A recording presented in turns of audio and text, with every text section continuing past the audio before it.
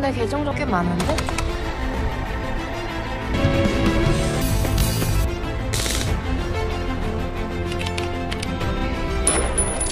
Social media আমাদের জীবন এখন অনেকটাই নিয়ন্ত্রণ করে, কিন্তু সোশ্যাল মিডিয়ায় আসা একটি মেসেজ কিভাবে একের পর এক অনেকগুলো মানুষকে মেরে ফেলে তারই গল্প জানবো আমরা আজকের এই মুভিতে। মুভির নাম সার্চ আউট। এটি একটি কোরিয়ান হ্যাকিং মুভি। মুভির শুরুতেই ম্যাক নামের একটি ছেলেকে দেখানো হয়। ম্যাক ছিল খুবই শান্তশিষ্ট আর ভালো একজন মানুষ। ম্যাক ভয়েস ওভারের মাধ্যমে আমাদের একটি কথা বলে যে প্রত্যেক ঘটনার পিছনে একটি সত্য লুকিয়ে থাকে, আর সেই সত্যটা মাঝে মাঝে মানুষকে অনেক কষ্ট দেয়, কিন্তু সেই সত্যটাকে একসময় বের হতেই হয়। এরপরই দৃশ্য পরিবর্তন হয় আর আমরা ম্যাকের ভাই স্যাংকে দেখি। স্যাংয়ের ইচ্ছে ছিল সে একজন অনেক বড় পুলিশ অফিসার হবে। ম্যাক আর তার ভাই একদিন ছাদে ওঠে আর সেখানে তারা একটি মেয়েকে দেখতে পায়। সেই মেয়েটি তাদেরকে হাই বলে ওখান থেকে চলে যায়। এরপরই ম্যাকের ভাই ম্যাককে বলে, আমার ভয় হচ্ছে যে আমি আবারও হয়তো পুলিশ এক্সামে ফেল করব, কারণ ম্যাকের ভাই সাং ছিল পড়ালেখা বিষয়ে খুবই উদাসীন। সে ম্যাককে বলতে থাকে, পুলিশে চাকরি পাওয়ার জন্য কেন আমাকে এত পড়াশোনা করতে হবে? আমার কাজ তো শুধু গুন্ডাদের ধরা আর মারা। অন্যদিকে ম্যাক নিজেও অনেক জবে ট্রাই করছিল, কিন্তু তারও কোনো জব হচ্ছিল না। আর এরই ফলে ম্যাক সোশ্যাল মিডিয়ার প্রতি অনেক এডিক্টেড হয়ে যায়। সে দিনের বেশিরভাগ সময় সোশ্যাল মিডিয়ায় ডুবে থাকতো। এরপরই সেই মেয়েটিকে দেখানো হয় যার সাথে ম্যাক এবং তার ভাই ছাদে দেখা হয়েছিল। মেয়েটি তার ইনস্টাগ্রাম আইডি ওপেন করে। সে দেখতে পায় এরিশ নামক একটি আইডি থেকে তার কাছে মেসেজ এসেছে, আর মেসেজের নিচে একটি ব্লু হোয়েলের ছবি দেওয়া আছে। আশা করি ব্লু হোয়েল সম্পর্কে আপনারা সবাই জানেন মোটামুটি, আর না জানলে অবশ্যই নিচে কমেন্ট করে জানাবেন। যাই হোক, ওই ব্লু হোয়েলের নিচে একটি মেসেজও লেখা ছিল। সেখানে লেখা ছিল, তোমার জীবনের উদ্দেশ্য কি, কি করতে চাও তুমি তোমার নিজের জীবনে? এরপরই মেয়েটি রিপ্লাই করে যে আমি জীবনে অনেক কষ্ট করে আমার স্বপ্নগুলো পূরণ করতে চাই। তখন এরিশ নামক ওই আইডিটি তাকে রিপ্লাই করে, তোমার এই স্বপ্নটা আসলে কোনো স্বপ্ন না, বরং এটা একটা মরীচিকা। তুমি কি জানতে চাও তোমার জীবনের আসল উদ্দেশ্য কি? এই মেসেজ দেখে ওই মেয়েটা কিছুটা কনফিউজড হয়ে যায়। সে ভাবতে থাকে সে কি রিপ্লাই দিবে। পরের দৃশ্যে দেখা যায় ম্যাক মিসেস স্পার কাছে গিয়েছে। মিসেস স্পা ছিলেন একজন কাউন্সিলিং টিচার। সেই ইয়াং ছেলে মেয়েদেরকে ফ্রিতে কাউন্সিলিং করত। ম্যাকের মূলত উদ্দেশ্য ছিল একটি ছবি তোলা আর সেটিকে সোশ্যাল মিডিয়ায় শেয়ার করা, যাতে করে তার বয়সী ছেলে মেয়েরা এই টিচারের কাছ থেকে ফ্রিতে কাউন্সিলিং নিতে পারে। ম্যাক আর তার ভাই ছাদে উঠে সিগারেট খাওয়ার জন্য। ম্যাক তার ভাইকে বলে, আমার কাছে সু এর মেসেজ এসেছিল। সু হচ্ছে সেই মেয়েটা যার সাথে ওদের গতকালকে ছাদে দেখা হয়েছিল। ম্যাক তার ভাইকে বলে, সু আমার কাছে হেল্প চেয়েছে কাউন্সিলিং এর জন্য। ম্যাকের ভাই ম্যাককে বলে যে তোমার তাকে হেল্প করা উচিত। ওদের সিগারেট খাওয়া শেষে যখন ওরা নিচে নামতে যাচ্ছিল, তখনই ওরা একটি লোককে দেখতে পায় অন্য একটি বিল্ডিং এ। সে লুকিয়ে লুকিয়ে কারো ছবি তুলছিল। ম্যাক এবং তার ভাই ওখানে যাওয়ার চেষ্টা করলে লোকটি ওখান থেকে পালিয়ে যায়। ম্যাক এবং তার ভাই যখন বাইরে যায়, তখন তারা সুয়ের ঘরের সামনে পুলিশ দেখতে পায়। ইনভেস্টিগেশন অফিসার তাদের জিজ্ঞেস করে, তোমরা কি গত রাতে এমন কিছু দেখেছো যেগুলো দেখে তোমাদের কোনো সন্দেহ হয়েছে?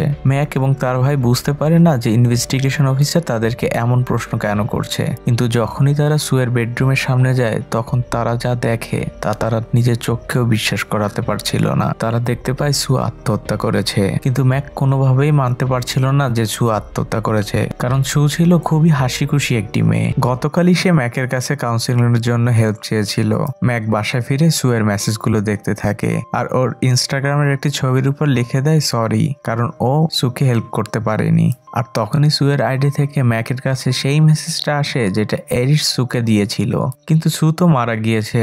আর এই বিষয়টা ম্যাক তার ভাইয়ের সাথে শেয়ার করে। ম্যাক এবং তার ভাই দুজন মিলে ওই মেসেজের রিপ্লাই করে। তারা জিজ্ঞেস করে, তোমরা সুয়ের সাথে এমন কেন করলে? তখন রিপ্লাই আসে, যা হবার তাই হয়েছে, আমরা কিছু করিনি, বরং সবকিছুই উপরওয়ালার হাতে। এর পরদিনই ম্যাক এবং তার ভাই যায় একজন পুলিশ অফিসারের সাথে।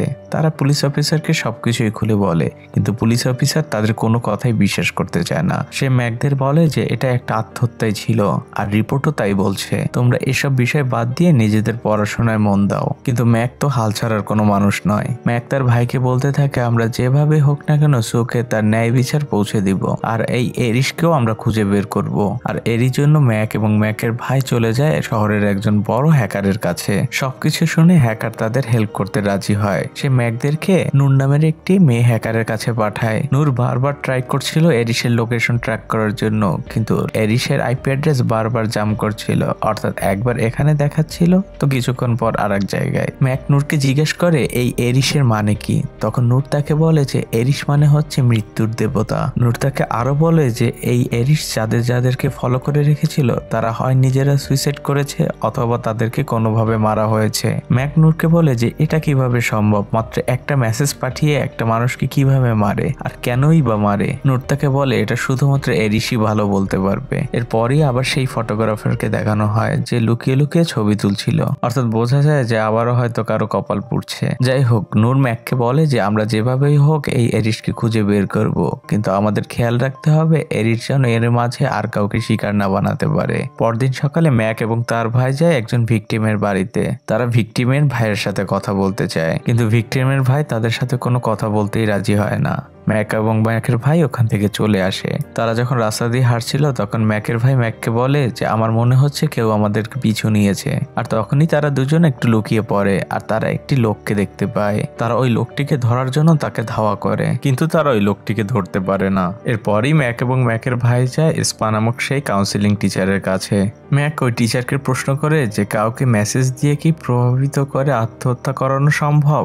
মিসেস ইস্পা তখন বলে যে এর সঠিক উত্তর এখন আমার কাছে নেই, তবে হ্যাঁ যদি কেউ এমন হয় যে সে খুবই ডিপ্রেস থাকে তাহলে তাকে সম্ভব, কারণ এমন ডিপ্রেস মানুষদেরকে ম্যানিপুলেট করা খুবই সহজ। আর এরপরই ম্যাক এবং তার ভাই চলে যায় তাদেরই এক ইউটিউবার বন্ধুর কাছে। তার অনেক সাবস্ক্রাইবার ছিল। ম্যাক তাকে সবকিছু খুলে বলে আর সে তাকে রিকোয়েস্ট করে যেন তার সাবস্ক্রাইবারদেরকে একটি মেসেজ দেয় যে এরিস নামক কোনো আইডি থেকে তাদের কাছে যদি কোনো মেসেজ যায় যেন তারা ইগনোর করে। এরপরে দেখা যায় ম্যাক এবং তার ভাই সাং একটি পার্কে বসে আছে আর ম্যাক সাংকে বলছে যে আমার কারণে তোমার পড়া হচ্ছে না আর আমার নিজেরও জব খোঁজা হচ্ছে না, বরং আমরা এই কেসটার পিছনে ইনভেস্টিগেশন অফিসারদের মতো লেগে আছি। আর এরই মধ্যে সাংয়ের ফোনে নূরের মেসেজ আসে। নূর এরিস সম্পর্কে কিছু তথ্য পেয়েছে। তারা দুজন দ্রুত নূরের ওখানে চলে যায়। নূর তাদেরকে এরিসের একটি মেসেজ দেখায় যেখানে ওই সেম কথাই লেখা ছিল যে তোমার জীবনের উদ্দেশ্য কি। নূর তাদেরকে বলে যে কেউ হয়তো আমাদের উপর নজর রাখছে। তখন ম্যাক বলে যে আমাদের অবশ্যই পুলিশের কাছে যাওয়া উচিত। নূর বলে যে না, আমি নিজেই এই এরিসকে খুঁজে বের করব। ম্যাক এবং তার ভাই নূরের ওখান থেকে বের হয় আর তখনই তারা সেই ফটোগ্রাফারটিকে দেখতে পায় যে লুকিয়ে লুকিয়ে আবারও ছবি তুলছিল। তারা নূরকে ফোন করে এই কথাও জানায়। নূর তখন ওই লোকটিকে এসে ধরে ফেলে, কিন্তু এই লোকটি কোনোভাবেই এরিস ছিল না। এই লোকটি জানায় এরিসও তাকে ব্ল্যাকমেইল করছিল, অর্থাৎ তার অনেক সিক্রেট এরিসের কাছে ছিল। আর এরই ফলে এরিস তাকে দায়িত্ব দিয়েছিল কিছু লোকদেরকে ফলো করতে। তারা কোথায় যায়, কি করে, তাদের পার্সোনাল লাইফ সব ডিটেলস সে এরিসকে পাঠাতো। লোকটি আরো বলে যে এসব করতে করতে এখন এই কাজটা তার কাছে নেশার মতো হয়ে গিয়েছে। মানুষের পার্সোনাল লাইফে ইন্টারফেয়ার করাটা তার এখন নেশা। নূর ওই লোকটির ফোন চেক করে অনেক মেয়েদের পার্সোনাল ছবি খুঁজে পায়। দৃশ্য পরিবর্তন হয় আর দেখা যায় ম্যাকের ফোনে সেই পুলিশ অফিসারের একটি মেসেজ এসেছে। সেই পুলিশ অফিসার ম্যাককে লিখেছে যে আমরা ওই খুনিকে খুঁজে পেয়েছি আর আমরা যখন আমাদের পুরো টিমকে সেখানে পাঠাই ওই খুনি নিজেই আত্মহত্যা করে, তাই তোমাদেরকে আর ওই খুনিকে খোঁজার কোনো দরকার নেই। ম্যাক তখন তার ভাই এবং নূরকে এই বিষয়টা শেয়ার করে, কিন্তু নূর কোনোভাবেই মানতে রাজি না যে ওই খুনি আসলে আত্মহত্যা করেছে। কারণ নূর বলে যে এরিস ছিল খুবই চালাক একজন মানুষ, সে এত সহজে আত্মহত্যা করার মানুষ না। আর এরই মধ্যে নূরের কাছে সেই এরিসের মেসেজ চলে আসে। এরিস নূরকে লিখেছে যে তোমার সাথে দেখা হয়ে ভালো লাগলো। আর আমরা তখনই বুঝে যাই যে এরিস মারা যায়নি। আর এরই মধ্যে এরিসের একটি শ্যাডোর মতো আকারে দেখানো হয় যে সমুদ্রের পাড়ে দাঁড়িয়ে মেসেজ টাইপ করছিল। এভাবেই কিছুদিন কেটে যায়। দেখা যায় ম্যাক একটি দোকানে কাজ করছে আর তখনই তার সেই ইউটিউবার বন্ধুর ফোন তার কাছে আসে। সেই ইউটিউবার বন্ধু তাকে জানায় যে এরিস একটি লাইভ করছে আর সেখানে অনেক স্কুলের বাচ্চারা অলরেডি জয়েন করেছে। ম্যাক বুঝে যায় যে এরিস এখন একটা বড় কমিউনিটিকে টার্গেট করেছে একসাথে সুইসাইড করানোর জন্য।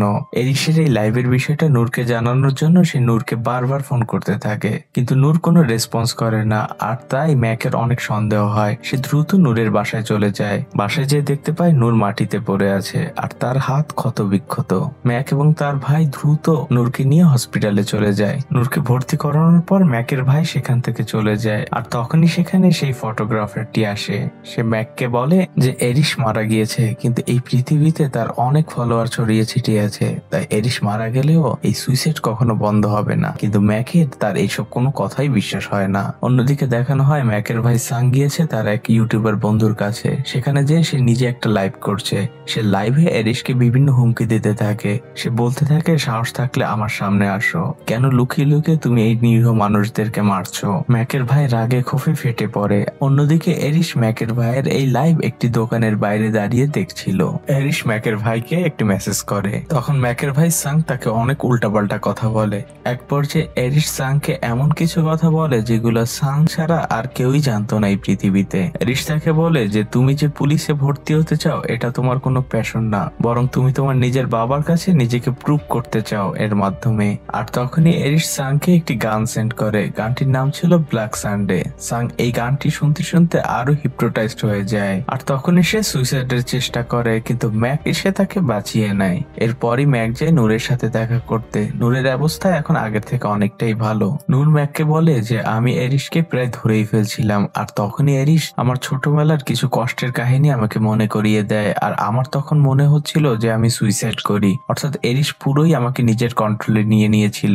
ম্যাক তখন মনে করতে থাকে যে নূরের মতো এত স্ট্রং একটি মেয়েকে যখন এরিশ নিজের কন্ট্রোলে নিয়ে নিতে পেরেছে, তখন অন্যদের তার নিজের কন্ট্রোলে নেওয়া তো মামুলি ব্যাপার। নূর ম্যাককে একটি ফাইল দেয় আর বলে যে এই ফাইলটা তোমাকে এরিশ পর্যন্ত পৌঁছাতে সাহায্য করবে। ম্যাক ওই ফাইলটি নিয়ে তার ইউটিউবার বন্ধুর কাছে চলে যায়, কিন্তু তার বন্ধু আর এবার লাইভ করতে রাজি হয় না। সে বলে যে এর ফলে আমার নিজের জীবনের উপর অনেক ঝুঁকি আসতে পারে। আর তখন ম্যাক সেখান থেকে বেরিয়ে আসে, আর পথের মধ্যেই এরিশের লোকজন ম্যাককে ঘিরে ফেলে। আর তখনই সেখানে ম্যাকের ভাই সাং চলে আসে, সে ম্যাককে বাঁচিয়ে নেয়। সে ম্যাককে বলতে থাকে ভাগ ম্যাক ভাগ। ম্যাক তখন সেখান থেকে দৌড়ে পালায়, কিন্তু এরিশের লোকজন তখন সাং এর পিছনে পড়ে যায়। ম্যাক ওখান থেকে সরাসরি চলে যায় সেই পুলিশ অফিসারের কাছে। সে যখন সব বিষয়গুলো পুলিশ অফিসারকে বলে তখন ঘটে উল্টো ঘটনা। পুলিশ অফিসার তাকে গান পয়েন্ট করে আর বলে যে তোমাকে আমি নিষেধ করেছিলাম এই কেস থেকে দূরে থাকতে, কিন্তু তোমরা আমার কোনো কথাই শুনোনি। আর তখনই আমরা বুঝতে পারি যে এই পুলিশ অফিসারকেও এরিশ ব্ল্যাকমেইল করেছে। পুলিশ অফিসার ম্যাককে নিয়ে এরিশের কাছে যায়, আর আমরা তখন প্রথমবারের মতো এরিশকে দেখতে পাই। বলুন তো কে হতে পারে এরিশ? আমার নিজেরও কল্পনায় ছিল না।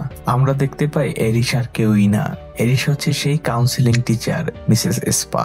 সে মানুষদেরকে ব্ল্যাক সানডে নামের একটি মিউজিক পাঠাতো, আর যেটা শুনলে মানুষ তার নিজের হিতাহিত জ্ঞান হারিয়ে ফেলতো। তখন সে মানুষকে তার নিজের ইচ্ছা মতো যা খুশি তাই করাতে পারতো, কিন্তু এটা হতো স্টেপ বাই স্টেপ। যেমন সে প্রথমে একটি মেসেজ পাঠাতো আর এর মাধ্যমে তাদেরকে ইমোশনাল করে ফেলতো, আর এর পরের ধাপেই সে তাদেরকে এমন কিছু মুভি দেখাতো যার ফলে তাদের মানসিক অবস্থা আরো বিকারগ্রস্ত হয়। এরপরে তাদেরকে বলতো নিজেদেরকে ক্ষত বিক্ষত করতে, আর ফাইনালি তাদেরকে সুইসাইড করতে বাধ্য করত। ম্যাক তখন তাকে বলে যে আপনি কি আমাকে মারতে চান এই জন্যই যে আমি আপনার কাছ থেকে কাউন্সিলিং নেইনি। মিসেস এসপা তখন কিছুটা মুচকি হাসি দেয়, আর তখনই দেখানো হয় যে ম্যাক নূরের দেওয়া সেই ফাইলটি ওপেন করেছে। আর তখনই আমরা জানতে পারি যে মিসেস এসপা কেন এসব করছে। দেখানো হয় যে 3 বছর আগে ম্যাক এবং তার ভাই একটি রেস্টুরেন্টকে এক্সপোজ করে। ওই রেস্টুরেন্টে অনেক হাইজেনিক খাবার বানাতো। ম্যাক এবং তার ভাই গোপনে সেই হাইজেনিক খাবারের ভিডিও করে সেটি সোশ্যাল মিডিয়ায় ছেড়ে দেয়, আর এটি রাতারাতি ভাইরাল হয়ে যায়, যার ফলে ওই রেস্টুরেন্টে মানুষজন যাওয়া অফ করে দেয়। আর এর ফলে ওই রেস্টুরেন্টের মালিকের অনেক ক্ষতি হয়। একটা টাইমে সে দেনায় এতটাই ডুবে যায় যে সে সুইসাইড করে। আর ওই মালিকের মেয়েই হচ্ছে এই মিসেস এসপা। সে ম্যাক এবং সাং এর আশপাশের লোকদের মারতে থাকে প্রতিশোধ নেওয়ার জন্য, যাতে করে ম্যাক এবং সাং এর জীবন একদম অতিষ্ঠ হয়ে ওঠে। সে ম্যাক এবং সাংকে ধীরে ধীরে মারতে চেয়েছিল। ম্যাক তখন মিসেস এসপাকে বলে যে তুমি কি মনে করো যে তুমি এইসব করে জিতে গিয়েছো? তুমি একজন খুনি, আর তুমি যাদেরকে মেরেছো সবাই ছিল নিষ্পাপ। কিন্তু এই কথায় মিসেস এসপার কোনো কিছুই যায় আসে না। সে হাসতে থাকে আর ম্যাককে বলতে থাকে যারাই মারা গিয়েছে সবাই তোমাদের জন্যই মারা গিয়েছে, কারণ তোমরা দুজন মিলে আমাকে মনস্টারে পরিণত করেছো। তখন ম্যাক চিৎকার করে বলে যে তোমার খেলা এখানেই শেষ। আর তখনই নূরের একজন বন্ধু সেখানে ঢোকে আর ওই পুলিশ অফিসারকে সে মেরে ফেলে, কিন্তু ততক্ষণে মিসেস এসপা ওখান থেকে বেরিয়ে ছাদে চলে যায়, আর ম্যাকও তার পিছু পিছু ছাদে চলে আসে। ম্যাক মিসেস এসপাকে বলে যে তুমি যা কিছুই বলেছো না কেন তা পুরো পৃথিবীর মানুষ এতক্ষণ দেখেছে, অর্থাৎ তুমি এক্সপোজ হয়ে গিয়েছো। মিসেস এসপা তখন ম্যাককে বলে যে তুমি কেন এমন করলে, আর এটা বলতে বলতেই সে ছাদ থেকে লাফ দেয় সুইসাইড করার জন্য, কিন্তু পুলিশরা আগে থেকেই নিচে প্রস্তুত ছিল। তারা মিসেস এসপাকে গ্রেপ্তার করে, আর দেখানো হয় যে মিসেস এসপা এমন 136 জন মানুষকে হিপনোটাইজ করে খুন করেছে। আর আমরা আমরা দেখতে পাই ম্যাক একটি ব্লগ লিখছে, সেখানে সে লেখে যে মিসেস স্পার এই মনস্টারে পরিণত হবার পিছনে আসলে তাদেরই দোষ। আর এখানেই সুন্দর মুভিটি শেষ হয়ে যায়।